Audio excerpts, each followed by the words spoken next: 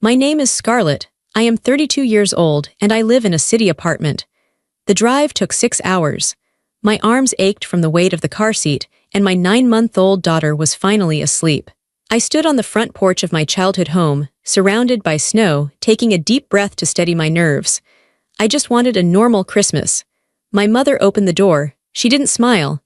She didn't open her arms to hug me. She just blocked the entrance, looking down at my sleeping baby with a look of pure annoyance.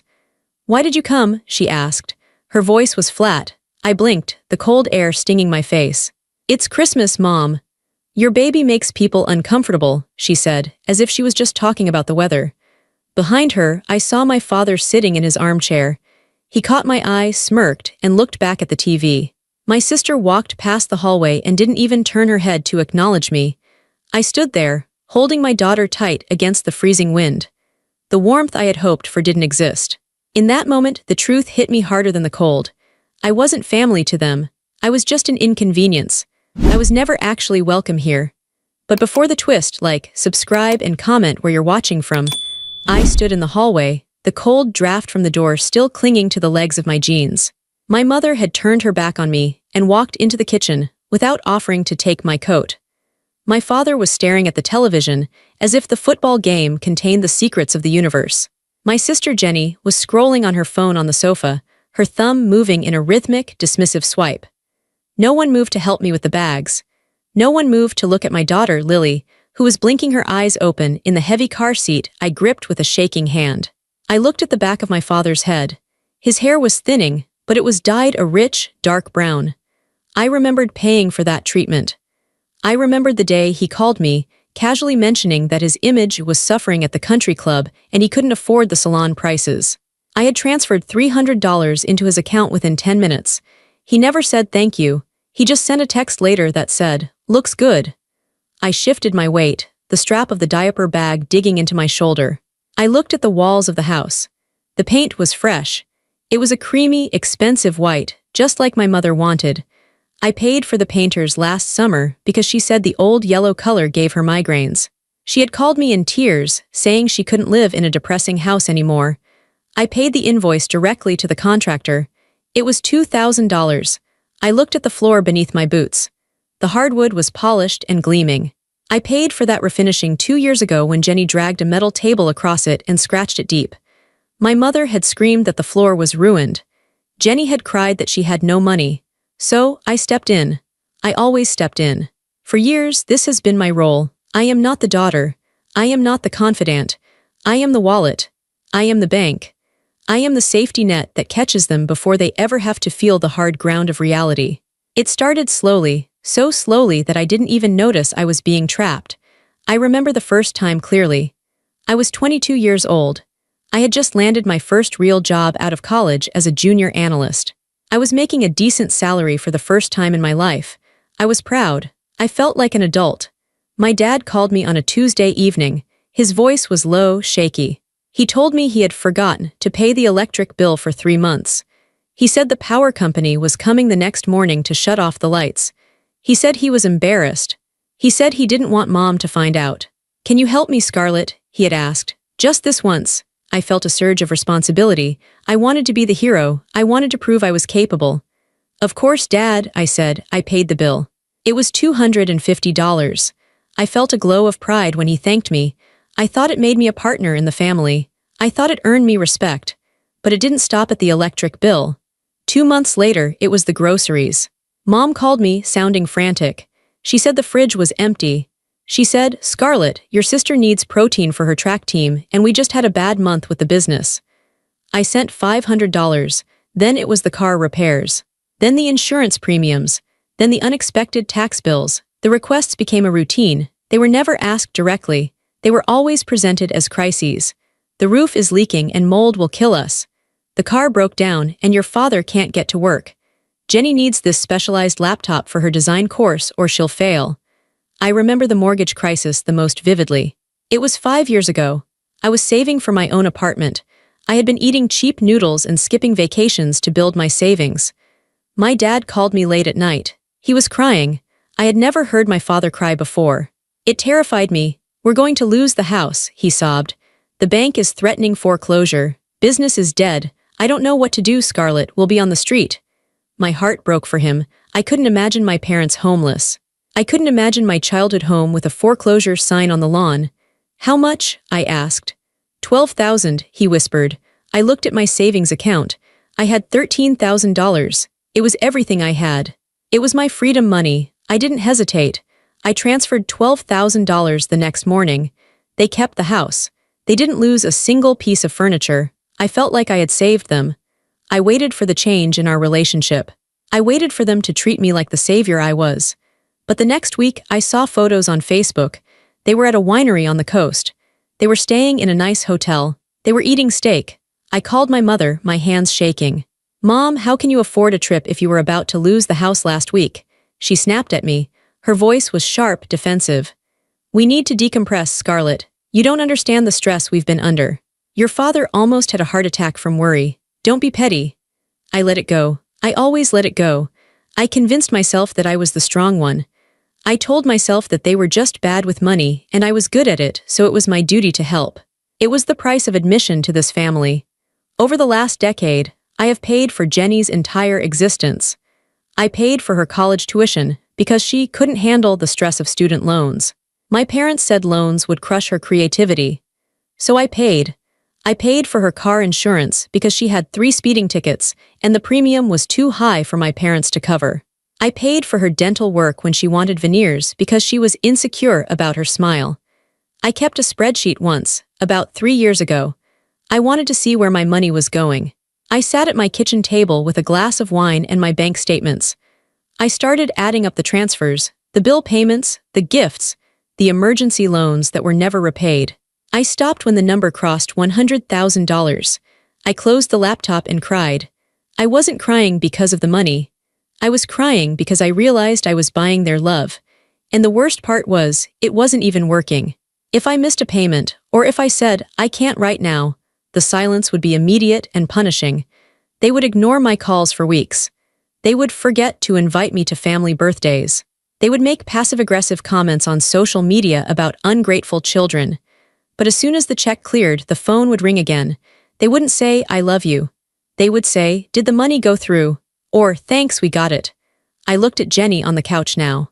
She was 26 years old. She had a degree I paid for. She drove a car I insured. She didn't have a job. She lived here rent-free in a room that I probably paid to heat. She was the free spirit. She was the creative one. I was the rigid one. I was the workaholic. I was the one who worked 60 hours a week, missing out on my own life just so they could live comfortably. And now, standing here with my own child, the dynamic had shifted. I felt it in the air. For the last 9 months, since Lily was born, my payments had slowed down. I had to pay for a nursery. I had to buy diapers. I had to start a college fund for my daughter. I had told my parents no twice in the last month. I saw the resentment in their eyes. They didn't look at me and see a daughter who was a new mother. They didn't see a woman who was tired and recovering and needing support. They saw a broken ATM. They saw a resource that was drying up. My daughter, sleeping innocently in her carrier, was not a grandchild to them. She was a threat. She was a competitor. Every dollar I spent on her formula was a dollar I wasn't spending on their lifestyle. Every hour I spent caring for her was an hour I wasn't spending solving their problems. I tightened my grip on the handle of the car seat. My knuckles turned white. I had bought this house for them, essentially. I had bought the car in the driveway. I had bought the food in the fridge. I had bought the clothes on their backs. And yet, I was standing in the doorway like a stranger. I realized then that my money hadn't bought me anything real. It hadn't bought me respect. It hadn't bought me loyalty. It hadn't even bought me a simple hello on Christmas Day. The realization made me feel sick. It was a hollow, aching feeling in my chest. I had been investing in a black hole for 10 years. I looked at my mother again. She was opening the oven, checking on the roast beef. The smell of rosemary and garlic wafted out. It was a smell I paid for. Take your shoes off, Scarlett, she called out, not looking at me. I don't want slush on the floor I paid to fix. I will, I said softly. I bent down to unzip my boots. My hands were trembling. I felt a sudden, fierce protectiveness over my wallet, and more importantly, over my daughter. I had been willing to sacrifice my own comfort for them. I had been willing to drive an old car so they could drive a new one. I had been willing to live in a small apartment so they could keep this big house. But I wasn't willing to sacrifice Lily. They treated my money like a family resource, like a community pot that they were entitled to dip into whenever they wanted. They treated me like the steward of that pot, the manager whose only job was to keep it full. They treated me like I was the burden because I came with strings attached. I came with the need for validation. I came with the need to be seen. And now I came with a baby. My daughter was the final excuse they needed to shove me aside. She was the barrier between them and my bank account. And because of that, they resented her before she even woke up. I stood up, my boots off. I picked up the car seat. It was heavy, but it felt like the only thing in the world that truly belonged to me. I walked into the living room, stepping onto the rug I had bought them for their anniversary last year. I looked at the TV screen my dad was watching. It was a 65-inch flat screen. I bought it for Father's Day. I was surrounded by my own generosity, and yet I was completely alone. The history of my financial abuse was written on every surface of this home. It was in the curtains. It was in the vase on the mantel. It was in the sweater my sister was wearing. I had built this stage for them. And now they wouldn't even let me have a speaking part in the play. I took a deep breath. The years of silence, of just signing the checks and hoping for love, were ending. I could feel it. The bill was finally coming due, but not in the way they expected. I wasn't going to pay anymore. And the moment I stopped paying, I knew exactly what would happen. The facade would crumble. The family would dissolve. Because without my money, there was nothing holding us together. There was no glue, there was no love, there was just a transaction that had finally run its course. I looked down at Lily. She stirred again. She was about to wake up into a room full of people who wished she didn't exist because she cost too much. "I've got you," I whispered to her. "I'm not going to let them use you like they used me." I walked further into the room, waiting for the fight that I knew was coming. I was done being the bank. Today, I was just going to be a mother, and that was going to be a problem for everyone in this house. I walked fully into the living room. The air was warm, heated by the furnace I knew was on its last legs, but the atmosphere was freezing. I set the heavy car seat down on the rug carefully, trying not to jar it. Lily stirred. She let out a small, soft noise, a little coo that usually made strangers smile in the grocery store. It was a happy sound. She was waking up. "Is that thing going to cry?" Jenny asked. She didn't look up from her phone. She didn't turn her head. Her voice was flat, bored, and irritated. I froze. I stared at the side of her face. "Her name is Lily," I said. My voice was quiet, but it had a hard edge to it. "And she's not a thing." "Whatever," Jenny sighed, finally glancing up with a roll of her eyes. "I have a headache. I was up late last night with friends. If she starts screaming, I'm going to my room. I can't deal with noise right now." My mother walked back in from the kitchen. She was wiping her hands on a pristine white dish towel. She looked down at the car seat on the floor. She didn't bend down. She didn't smile. She didn't peek inside the canopy to see the face of her first and only grandchild. She looked at the carrier the way someone looks at a muddy pair of boots left in the wrong place. "You can't leave that there," Mom said. "Someone will trip. It's in the way." "I just got here, Mom," I said, struggling to keep my voice steady. "I haven't even taken my coat off yet. Can I just settle in?" "Well, hurry up," she said, turning her attention to a speck of dust on the coffee table. "And don't put her on the white sofa. She spits up, doesn't she? Babies always spit up. I don't want stains on the fabric. That sofa cost a fortune." I bit the inside of my cheek. I wanted to scream, "I paid for that sofa, Mom. I sent you the money for it 3 years ago." But I didn't. I just felt a lump form in my throat. It was hard and painful, like swallowing a stone. I bent down and unbuckled Lily. I lifted her out of the seat. She was warm and soft, smelling like baby lotion and sleep. She rubbed her eyes with her tiny fists and looked around the strange room. She blinked, her big blue eyes taking in the lights of the Christmas tree. She saw my dad sitting in his recliner. She smiled. It was a big, gummy, joyful smile. She waved a little chubby hand at him. Dad looked at her. He frowned. He didn't smile back. He didn't wave. He picked up the remote control and pressed the volume button. The sound of the football game got louder, filling the room with the noise of cheering crowds and commentators, drowning out the soft coos Lily was making. "Dad," I said, stepping closer. "This is Lily. She's waving at you. She recognizes you from the video calls." "I see her, Scarlett," he grunted, his eyes glued to the screen. "I'm watching the game. It's the 4th quarter. Do you have to stand right in front of the TV?" I stepped aside, clutching Lily tighter against my chest. She buried her face in my shoulder, sensing the rejection. Babies always know. She could feel the tension radiating off me, and she could feel the coldness coming from them. She started to whimper. "Great," Jenny said, throwing her hands up in the air. "Here we go, the siren starts." "She's not a siren," I snapped. "She's just hungry. It was a 6-hour drive. Does anyone want to hold her while I get her bottle ready? I just need to use the bathroom and wash my hands." I looked at the three of them. I offered them the most precious thing in my life. Jenny aggressively tapped on her screen, ignoring me completely.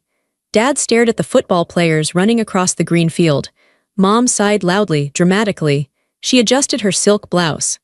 "I have food on the stove, Scarlett. I have to baste the roast. I can't have baby drool on this top, it's dry clean only." Not one of them wanted to hold her. I stood there for a moment, stunned. In the movies, or in my friends' families, a new baby is the center of the universe. When my friend Sarah went home for Christmas, her parents fought over who got to hold the baby first. Here, my baby was treated like a contagious disease. I felt tears prick my eyes, hot and stinging, but I refused to let them fall. I wouldn't give them the satisfaction of seeing me cry. I walked to the kitchen with Lily on my hip. The kitchen was warm. It smelled delicious: roast beef, caramelized onions, cinnamon, and pine. It smelled like the Christmases of my childhood, but the feeling was wrong. It felt like a waiting room at a dentist's office, sterile, impersonal, and filled with dread. I warmed a bottle under the hot tap water. I stood alone by the sink. I whispered to Lily, "It's okay, Mommy's here. I love you." I walked back out to the dining room. I didn't go back to the living room where they were. I sat on a hard wooden chair in the corner, away from the white sofa, away from the TV. I fed Lily her bottle. I watched my family through the archway. They were talking to each other now. The tension had vanished as soon as I left the room. Jenny was showing Mom a video on her phone, and they were both laughing. It was a genuine, easy laugh. Dad was cheering for a touchdown, shouting at the screen. They were a unit, a closed circle. They were comfortable with each other. I was the observer. I was the outsider looking in through a glass wall. My eyes drifted to the pile of gifts I had brought. I had spent hours wrapping them in expensive paper with real ribbons. I had bought Jenny a designer handbag she had linked on her Instagram. It cost $500. I had bought Dad a new smartwatch because he complained his old one was slow. I had bought Mom a set of luxury skincare creams she loved. The bags sat by the door, untouched. They hadn't even asked what I brought. They hadn't even looked at them. "So," Mom called out from the living room. She didn't turn her head. She just shouted over the back of the sofa. "Did you get that end-of-year bonus you were talking about?" That was the first question. Not "how was the drive?" Not "how are you feeling?" Not "is the baby sleeping through the night?" "Yes," I said, my voice dull. "I got it." "Good," she said. "The furnace has been making a terrible clanking noise all week. We might need a new one next month. Your father had a guy look at it. He said it's going to be about $4,000 to replace the whole unit." She didn't ask if I could help. She didn't ask if I had the money. She just stated the price. She assumed the check was already written.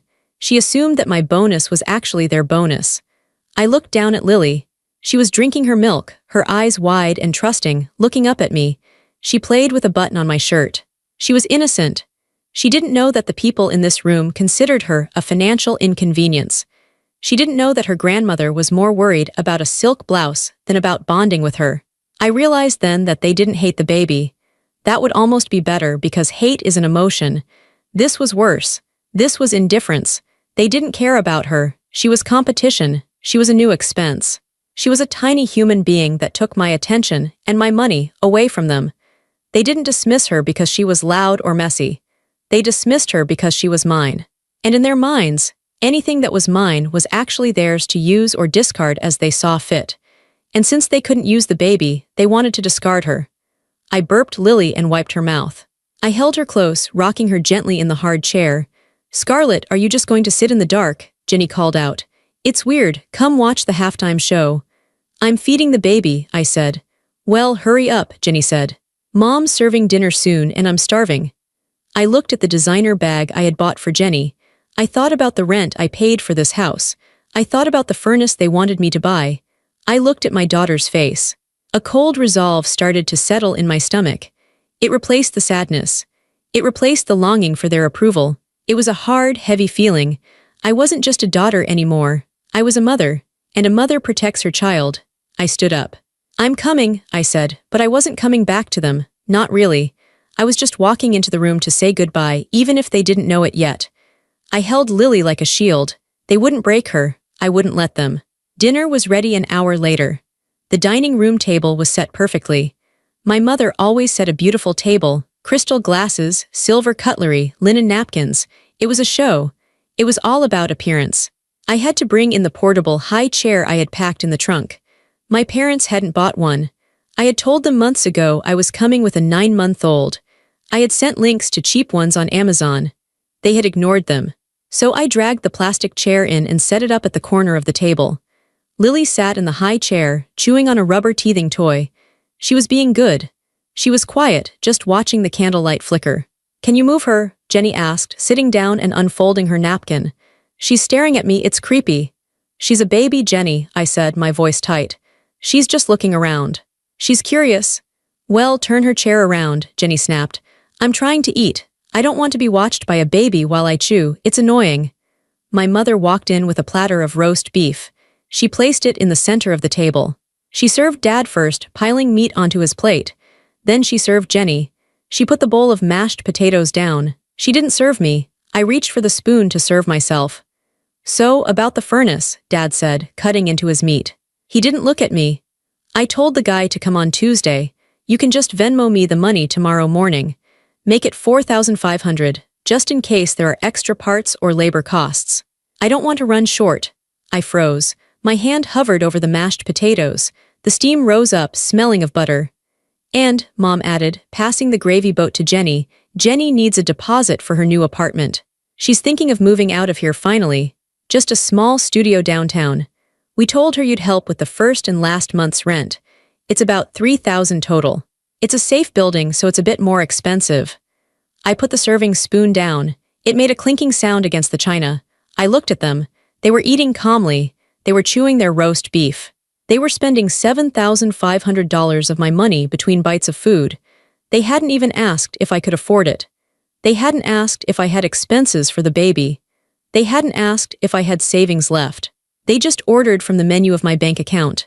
No, I said. The word was quiet, but it hung in the air like a gunshot. The chewing stopped. The forks froze midway to mouths. Dad looked up, his eyebrows drawing together. What did you say? I said no, I repeated.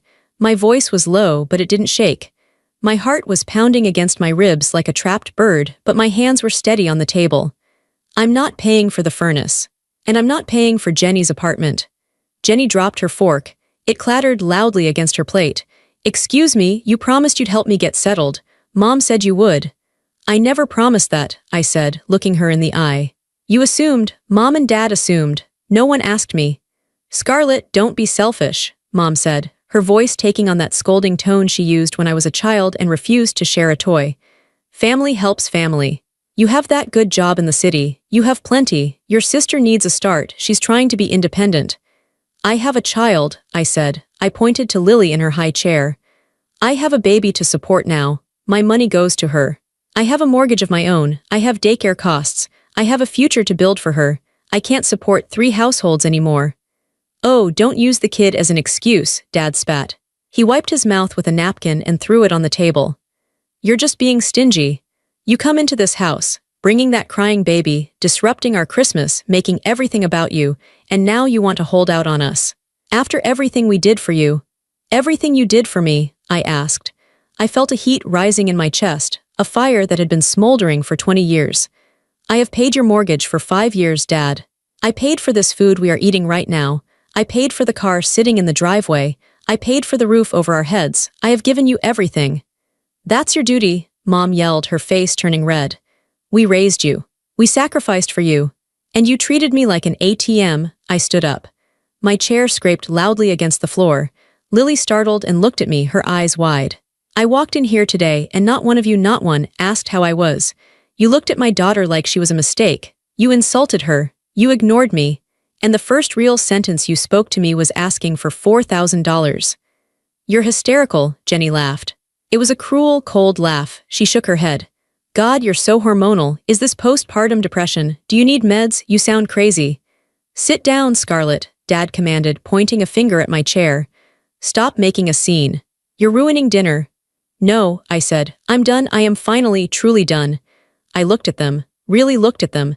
I didn't see my parents. I didn't see my sister. I saw strangers. I saw the greed in their eyes. I saw the entitlement. There was no love there. There was just a hunger for what I could give them. They loved my utility, not my humanity.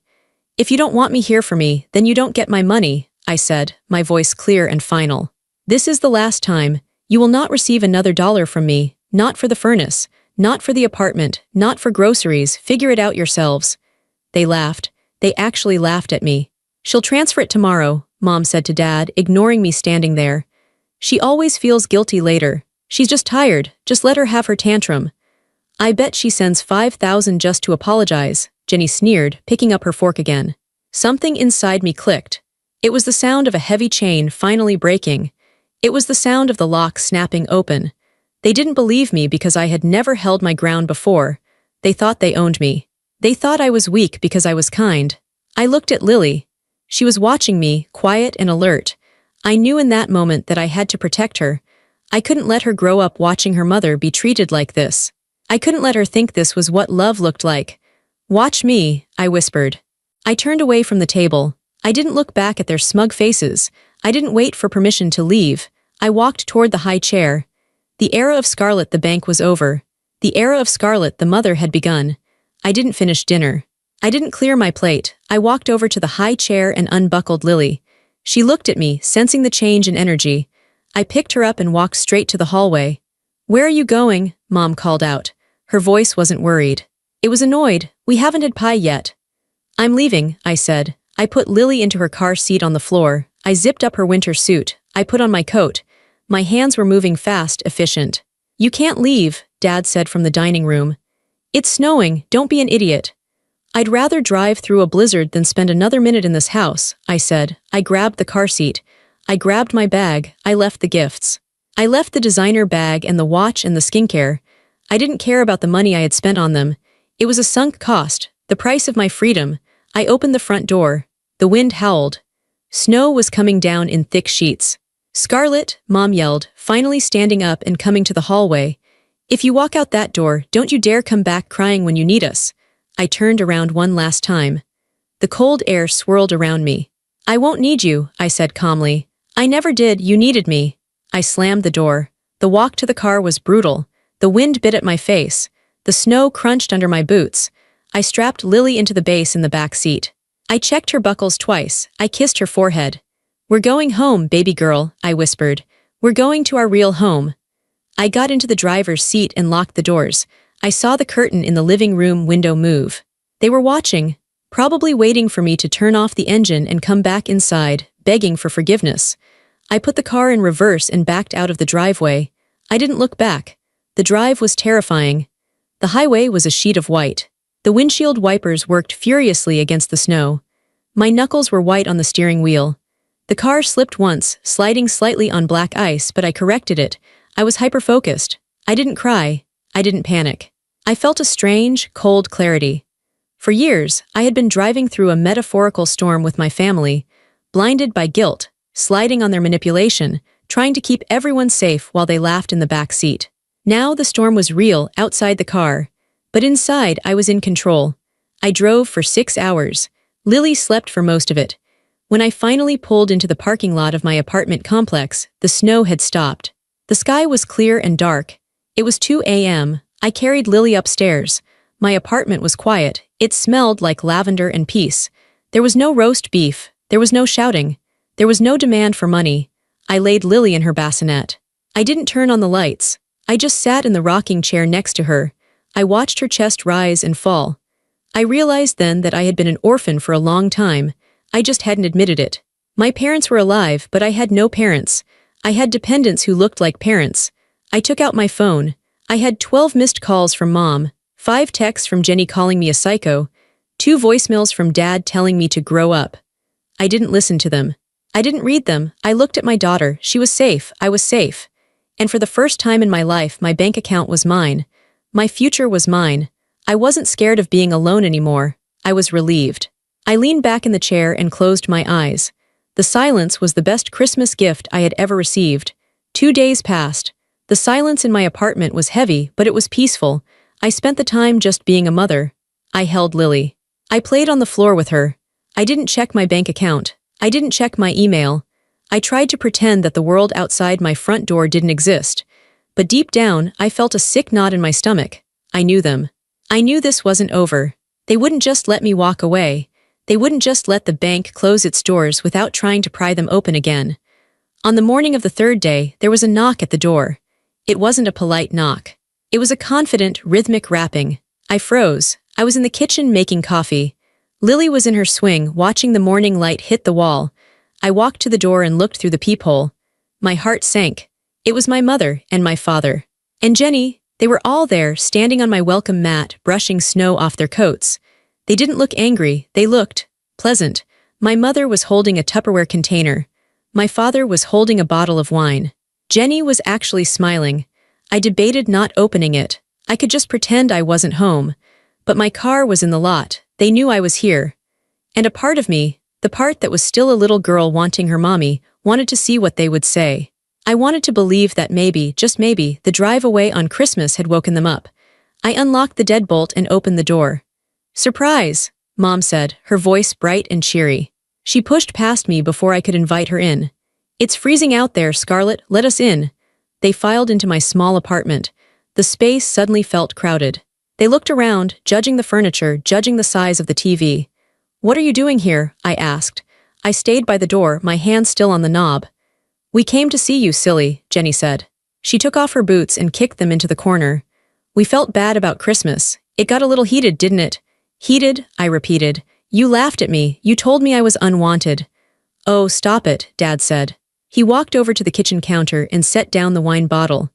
"We were all stressed. The holidays are stressful. You know how your mother gets. You know how I get."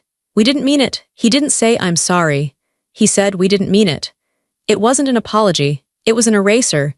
He was trying to erase the memory so we could go back to normal. "We brought leftovers," Mom said, holding up the Tupperware. "I made that potato salad you like, and we missed the baby." She walked over to the swing where Lily was sitting. "Hello there," she cooed. She didn't pick her up. She just waved a finger in Lily's face. "Did you miss Grandma?" Lily looked at her blankly. She didn't know this woman. I watched them. They were acting like nothing had happened. They were walking around my home, touching my things, making themselves comfortable. It was a performance. I could feel it. It was too rehearsed. "So," Jenny said, flopping onto my couch. "This place is cute. A little small, but cute. How much is rent here? Like $2,000. "Why does that matter?" I asked, walking into the living room. "Just curious," she said, shrugging. "I'm just comparing it to the places I'm looking at, you know, for my move." There it was. The apartment. "I told you," I said, my voice steady. "I'm not paying for your apartment, Jenny." We know," Mom said quickly, waving her hand dismissively. "We're not here to talk about money. We're here to be a family. We want a fresh start. It's almost New Year's. Let's leave the drama in the past." "We were thinking," Dad said, leaning against the counter. "For New Year's Eve, we should all go out. A nice dinner. That steakhouse downtown." "My treat?" I looked at him. "Your treat?" "Well," he hesitated. "I mean, I'll pick the place. We can figure out the bill later, but we want to celebrate. We want to celebrate you, Scarlett. You work so hard." They were saying all the right things, but their eyes were cold. They were scanning the apartment, looking for signs of wealth. Mom was eyeing my new coffee maker. Jenny was looking at the laptop sitting on my desk. "We really do miss you," Mom said, her voice softening. She walked over and put a hand on my arm. It felt heavy. "You're our rock, Scarlett. We fall apart without you. You know that. We were just scared on Christmas. Scared of losing you." I felt a crack in my resolve. I wanted to believe her. I wanted to believe that they valued me. I had spent my whole life waiting for them to say they needed me emotionally, not just financially. "You really mean that?" I asked. "Of course," Mom said. She squeezed my arm. "We love you, we're a family. Families fight, but they always come back together." "And look," Jenny added, pointing at Lily. "The baby is cute." I guess it was a weak effort, but it was an effort. "Okay," I said. I let out a breath I had been holding for 2 days. "Okay, you can stay for coffee." They smiled. It was a collective sigh of relief. But it wasn't the relief of a family reunited. It was the relief of a salesman who just closed a deal. We sat in the living room for an hour. We drank coffee. They talked about neighbors I didn't know. They talked about a TV show I didn't watch. They didn't ask about my job. They didn't ask about Lily's schedule. But they were there. And for a moment, I let myself pretend it was real. I let myself pretend that the snowy drive hadn't happened. I let myself pretend that I was just a daughter having coffee with her parents. But the air was thin. Beneath the chatter, I could feel the desperation. They were being too nice. Too careful. It was like they were walking on ice, trying not to crack it before they got to the other side. And the other side, I knew, was my bank account. The visit was winding down. Mom said they had to get back before the roads got icy again. "I just need to use your restroom," Mom said. She stood up and left her purse and her phone on the coffee table right in front of me. Dad was in the kitchen, looking in my fridge, probably checking what brand of milk I bought to see if I was spending money on premium items. Jenny was putting her coat on by the door. I was sitting on the couch, holding Lily. Suddenly, Mom's phone lit up on the table. It buzzed loudly against the wood. I wouldn't usually look. I respect privacy. But the phone was right there, face up. And the text message preview was large. It was from Jenny. I looked at Jenny by the door. She was typing on her phone, a smirk on her face. She didn't know I was looking at Mom's screen. I read the message. The words burned into my retinas. "Jenny, see, told you she'd fold, she always does. Now ask about the furnace money before we leave." My chest went cold. Instantly, painfully cold. The world seemed to stop spinning. The sound of Dad rummaging in the fridge faded away. The sound of traffic outside disappeared. All I could see were those words. "She always does. Ask about the furnace money." It was a game, a strategy. The apology was a tactic. The "we missed you" was a lie. The fresh start was a trap. They hadn't driven 2 hours to see me. They hadn't come to see their granddaughter. They had come because they needed $4,000 for a furnace, and they knew that if they played nice for an hour, weak Scarlett would give in. They thought I was stupid. They thought I was desperate for their love. And the saddest part was they were right. I had been desperate. I had almost folded. But seeing it written down, seeing the calculation, the cruelty, the absolute lack of respect, snapped something inside me back into place. I didn't say a word. I didn't scream. Mom came back from the bathroom. She looked refreshed. She picked up her phone without looking at the screen and put it in her purse. "Well," she said, clapping her hands together. "This was lovely. It feels so good to have things back to normal." She looked at me expectantly. This was the moment. This was the moment I was supposed to offer the check. This was the moment I was supposed to say, "Don't worry about the furnace, Dad. I'll take care of it." I looked at her. I looked at Dad, who had walked back in. I looked at Jenny. "Yes," I said. My voice was very quiet. It was revealing. "What?" Mom asked. "It was good to see you," I said. "Drive safe." Mom blinked. She looked confused. She was waiting for the offer. The silence stretched out. It became awkward.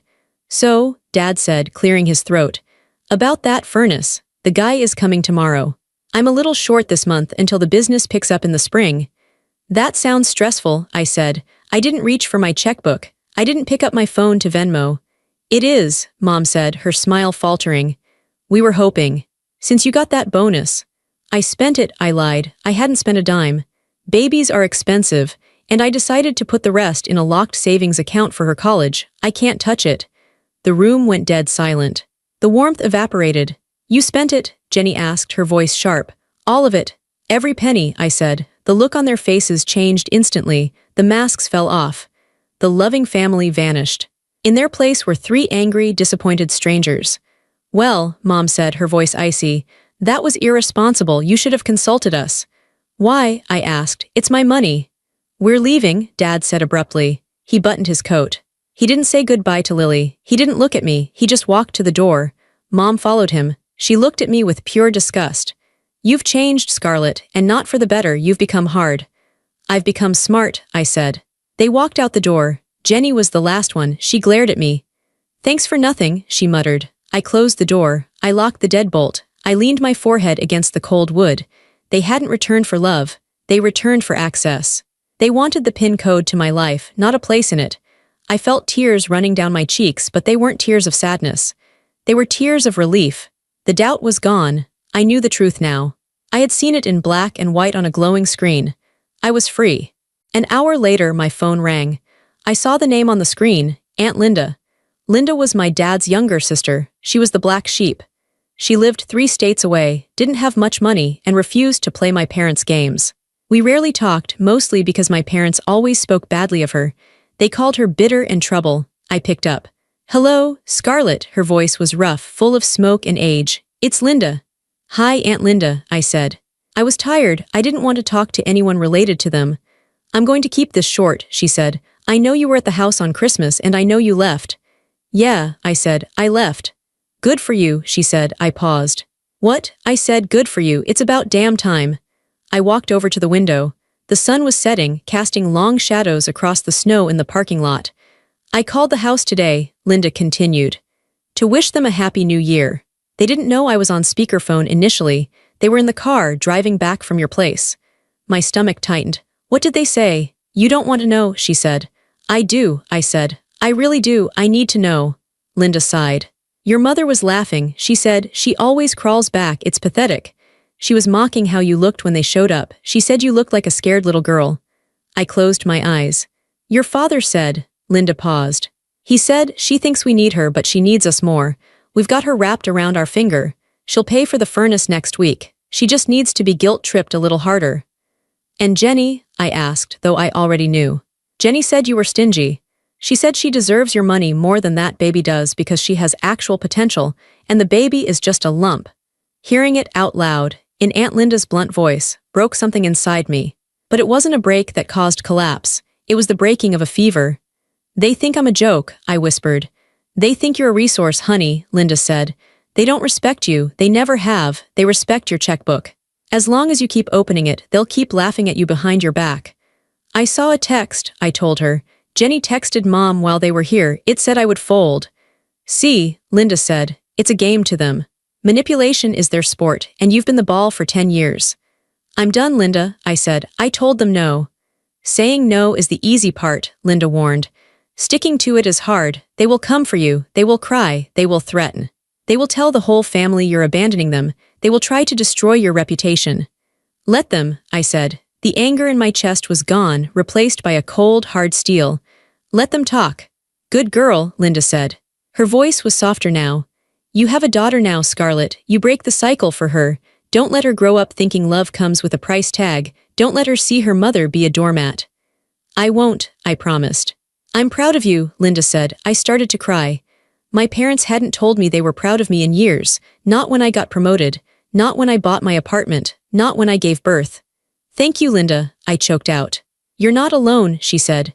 Remember that, you have family. Real family doesn't ask for a deposit. We hung up. I sat in the silence of my apartment. The truth was out. There were no more shadows. No more maybe they love me in their own way. They didn't love me, they used me, and they laughed about it. I looked at Lily. She was asleep in her swing. She was peaceful.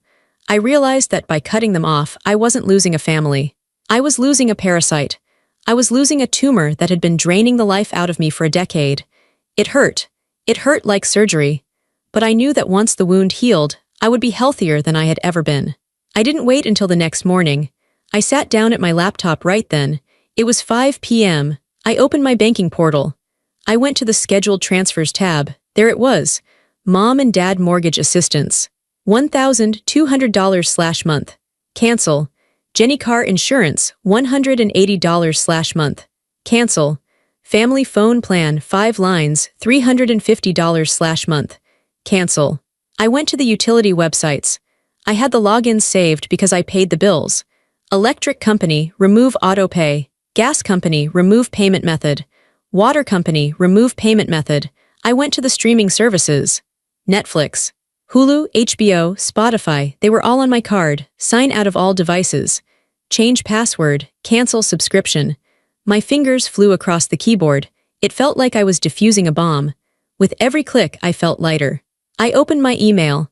I drafted a generic email to the private school where Jenny was taking extended learning art classes. Subject, tuition payment. Body, please be advised that I will no longer be responsible for the tuition payments for Jennifer Smith. Please direct all future billing to the student. Send. I canceled the credit card that I had given Dad for emergencies, the one he used for gas and client dinners. I reported it lost and asked for a new number, one he wouldn't have. It took me 40 minutes to dismantle 10 years of financial support. Then, I picked up my phone. I didn't send a big dramatic text. I didn't write a manifesto. I didn't want to give them the satisfaction of a fight. I went to my contacts. Mom, block caller. Dad, block caller, Jenny, block caller. I blocked them on Facebook. I blocked them on Instagram. I blocked their email addresses. I built a wall. A digital, financial, emotional wall. Then I waited. It didn't take long. 2 days later, the first domino fell. I got a notification from Netflix on my own phone. Login attempted from unknown device. They were trying to watch TV. They were realizing the password didn't work. Then, the credit card. I saw a declined transaction alert on my banking app. $85 the steakhouse. Dad was trying to buy lunch. It declined. I imagined the moment.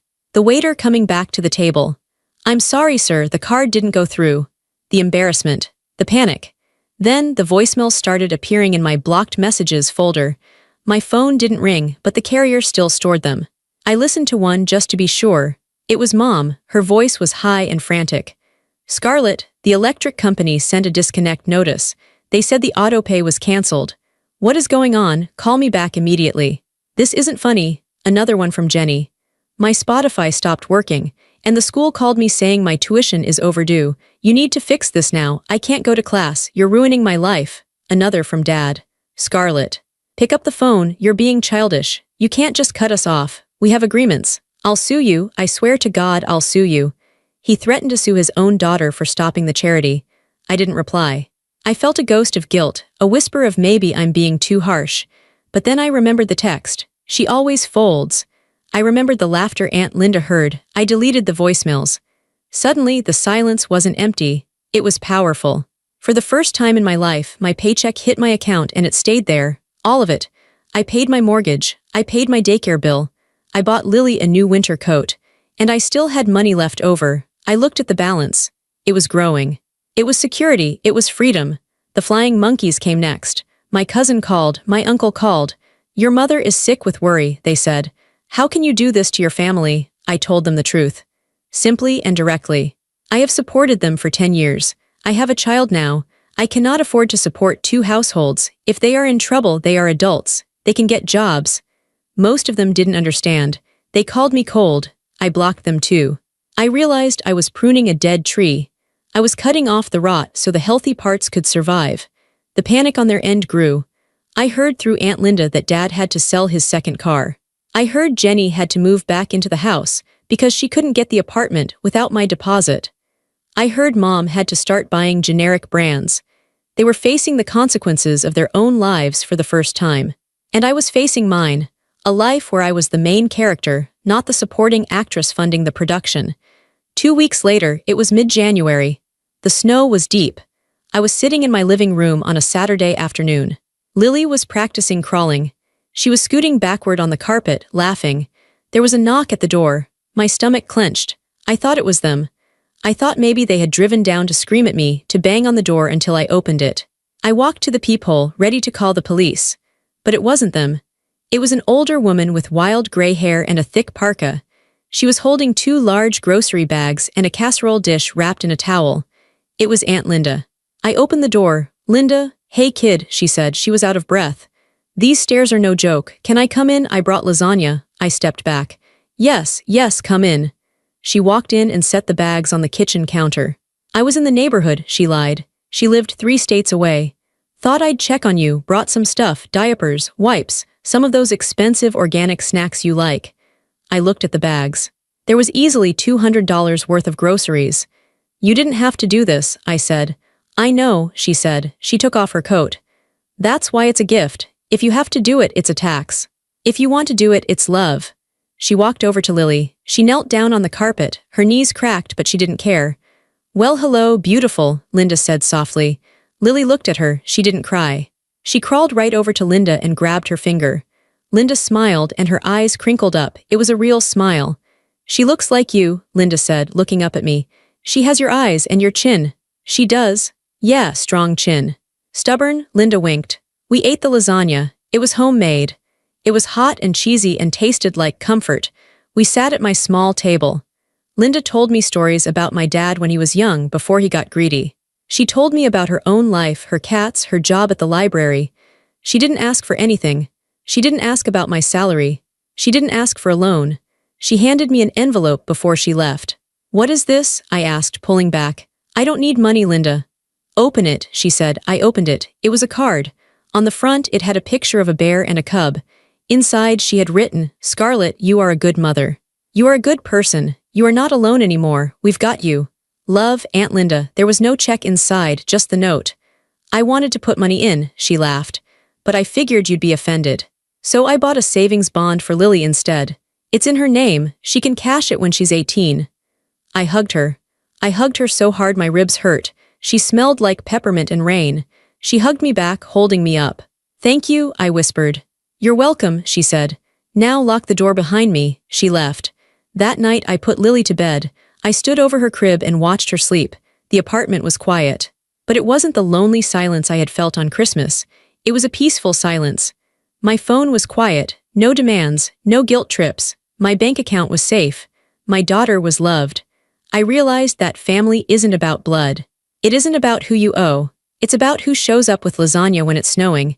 It's about who holds your baby and sees a person, not a burden. I walked to my bedroom and climbed into bed. The sheets were cool.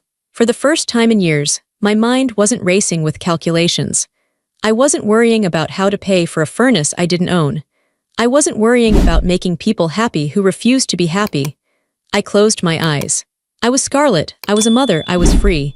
And for the first time in years, I slept without fear.